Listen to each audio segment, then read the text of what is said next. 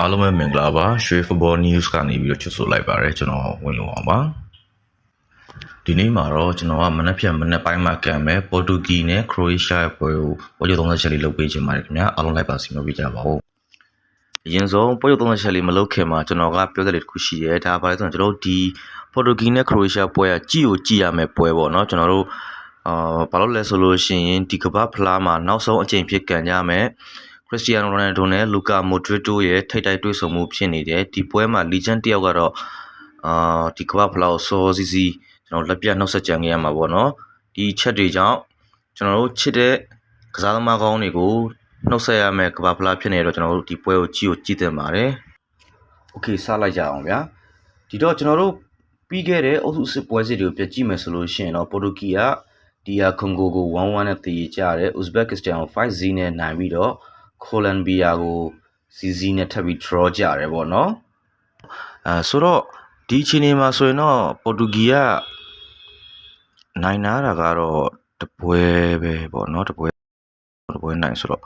ထားပါတော့ဒါပေမဲ့နိုင်သွားတာလည်းဥဇဘက်ကစ္စတန်ဖြစ်နေတယ်ပေါ့နော်ဒီအချက်ကတော့ဒါသူတခြားတင်းနဲ့တွေ့ဘယ်လိုနေထားလဲဆိုတာကိုဒါသုံးသပ်လို့ရအောင်ပေါ့နော်တစ်ဖက်ကခရိုအေးရှားဆိုလို့ရှိရင်အင်္ဂလန်ကို 4-2 နဲ့ရှုံးပြီးတော့ပနာမာကို 1-0 နဲ့နိုင်တယ်ကာနာကို 2-1 နဲ့နိုင်တယ်ပေါ့နှစ်ပွဲနိုင်ထားတယ်ပေါ့နော်ဆိုတော့ဒီနှစ်သင်းရဲ့မတူညီတဲ့ပြိုင်ပွဲတွေနဲ့တွေ့ဆုံလာတဲ့အခြေအနေမတူညီတဲ့ရက်လက်တွေကတော့ဒီညဘယ်အသင်းပို့လေးတာမလဲပို့လေးတာမလဲဆိုတာကိုကျွန်တော်တို့တစ်ချက်စောင့်ကြည့်ရမှာပေါ့နော်ကစားကွက်အနေနဲ့ဆိုရင်ပေါ်တူဂီက4-3-1ကစားကွက်ကိုသုံးတယ်ခရိုအေးရှားကလည်းပဲ4-3-1ပုံစံကိုသုံးတယ်ပေါ့နော်ကစားကွက်ပုံစံလေးရတော့similar တော့ဖြစ်တယ်ပေါ့နော်တိတ်ဆင်ဆင်လေးတွေပေါ့ဒီတော့ဒီအသင်းနဲ့တင်းရဲ့ပြီးခဲ့တဲ့နောက်ဆုံး5 West Stat လေးတွေကိုကျွန်တော်တို့ကြည့်ရမယ်ဆိုလို့ရှိရင်တော့ပေါ်တူဂီကတပွဲကို 5.2 shot on target ရှိပြီးတော့ Croatia 3.6 ရှိတယ်ပေါ့နော် shot target မှာဆိုလို့ရှိရင်ပေါ်တူဂီက 5.4 Croatia 4.2 ရှိပါတယ်corner က 4.4 နဲ့ Croatia 3.6 ဆိုတော့ပေါ်တူဂီကတပွဲကို10ချိန်ကျော်ကိုဘောက်ကန်သမှုပြုလုပ်ပြီးတော့ခရိုအေးရှားကတော့တပွဲကို10ချိန်နီးပါးကိုဘောက်ကန်သမှုပြုလုပ်တယ်လို့သတ်မှတ်လို့ရတယ်ပေါ့နော်ပြီးတော့နှစ်သင်းရဲ့ထိပ်တိုက်တွေ့ဆုံမှုမှာဆိုလို့ရှိရင်လည်းဒါ overall အနေနဲ့ပေါ့နော်ပေါ်တူဂီက9ချိန်နိုင်တယ်တီး2ချိန်ကြပြီးတော့ခရိုအေးရှားတပွဲနိုင်ထားတယ်ပေါ့နော်ဒီ head to head အနေထားအရဆိုရင်တော့ပေါ်တူဂီက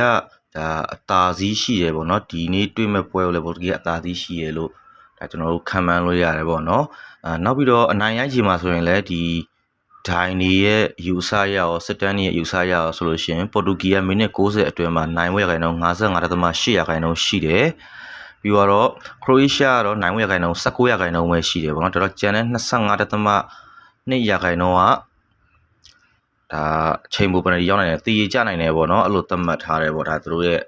ခံမှန်းသုံးသက်ချက်တွေပေါ့နော်လက်ရှိပေါက်ထားတဲ့ GD အရဆိုလို့ရှိရင်တော့ပေါ်တူဂီကတလုံး90နိုင်ဂိုးပေါင်းကကျတော့3လုံး60အနိုင်ပေါ့နော်ဆိုတော့ဒါနှစ်သင်းလုံးကဂိုးသွင်းပြီးတော့ဂိုးပေါ်မယ်လို့တော့ယူဆရတဲ့အနေထားပေါ့နော်ဒီကြီးချီနေမှာဆိုလို့ရှိရင်တော့ကျွန်တော်ကတော့ဂိုးပေါ်မလားမပေါ်မလားဆိုလို့ရှိရင်တော့ကျွန်တော်ကတော့ပေါ်တူဂီကိုတိတ်မယုံဘူးပေါ့နော်ဒါနှစ်ဖက်လုံးကတော့တိုက်စစ်ဖွင့်ကောင်းဖွင့်လိမ့်မယ်ဆိုပေမဲ့လည်းရွေးချယ်ရတော့ခက်တယ်ပေါ့နော်နှစ်သင်းလုံးကတွင်းရင်လည်းဆွတ်တွင်းတယ်မတွင်းရင်လည်းလုံးဝမတွင်းဘူးဆိုတော့အသင်းမျိုးတွေဖြစ်တဲ့ခါကျတော့မတော်တဆများဒီပိတ်ဆော့သွားလိုက်လို့ရှိရင်ပေါ့နော်ဟိုမှာနှစ်သင်းလုံးသူ့ရဲ့အာသာချက်အားနည်းချက်တွေအဲ့လိုမျိုးပွဲအခင်းကျင်းတွေကို AC ဆော့သွားမယ်ဆိုရင်တော့ဒါဒီပွဲသက်ရှည်သွားပြီးတော့ကိုအောက်လဲကျသွားနိုင်တယ်ပေါ့ဆိုတော့လိုပဲဖြစ်ပါ360ဆိုတဲ့ကြီးရတော့ဒါကိုဘောရိုက်လို့လည်းကောင်းတယ်ပေါ့နော်ဒီနှစ်သင်းကလည်းပေါ့ပဲပြီးသွားမယ်လို့တော့ကျွန်တော်လည်းမထင်ပါဘူးဒါဆိုတော့အကုန်လုံးတော့ကျွန်တော်တို့ကိုဘောကိုတော့ယုံကြည်တာပေါ့3လုံးတွင်းတော့ကျွန်တော်တို့60စားရမယ်ဆိုတော့ကောင်းပါတယ်ဆိုတော့ကျွန်တော်ရဲ့ရွေးချယ်မှုကတော့ခက်ခဲမှာ